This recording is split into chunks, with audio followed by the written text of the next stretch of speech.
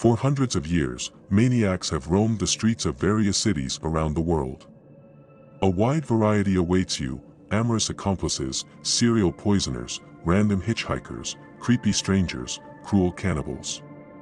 The killers from my stories served as prototypes for the characters of famous movies and TV series: The Silence of the Lambs, Psycho, Mindhunters, The Texas Chainsaw Massacre, The Substitute, and others. Freeway Phantom. Detectives have been trying to solve the mystery of the Freeway Phantom since 1971. To date, there is no person officially recognized as responsible for the 6 murders attributed to the Phantom, nor is there a conclusive suspect. Despite receiving numerous phone and email tips that point to potential suspects, the task force formed by the Metropolitan Police Department is still no closer to solving the case. Some leads quickly disappeared, others required close scrutiny. Several interesting suspects have emerged as the investigation has progressed, but for now, the Freeway Phantom remains unknown.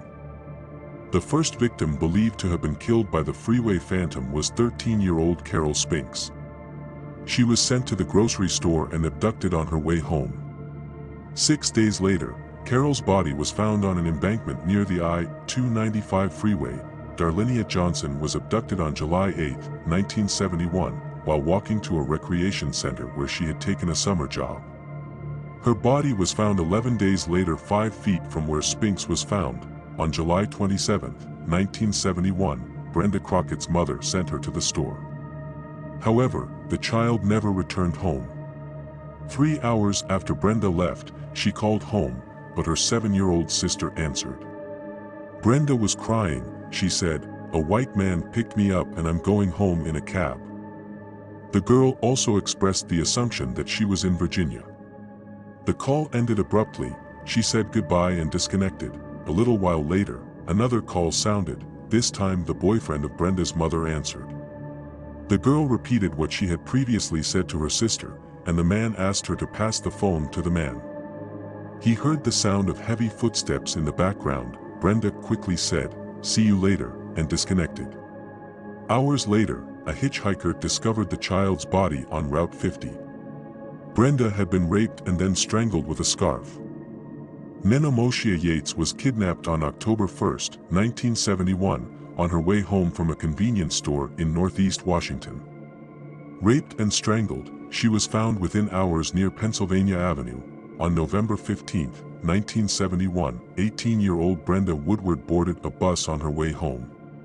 Police found her dead body about 6 hours later near the access ramp to Route 202. The killer stabbed and strangled the victim and placed a coat on her chest. In the pocket, he left a note. It read as follows: "This amounts to my insensitivity, so in the original, to people, especially women, I will confess to others when you catch me, if you can." Freeway Phantom. The next murder victim came to light a year later. Diane Williams was last seen getting on a bus on September 5, 1972. Shortly thereafter, her body was found near the I-295 freeway. The teenager had been strangled.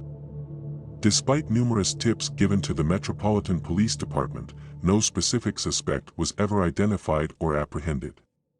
The investigation involved team members from a myriad of law enforcement agencies, including the FBI. Detectives scrutinized the gang, known as the Green Vega Rapists, for involvement in the murders.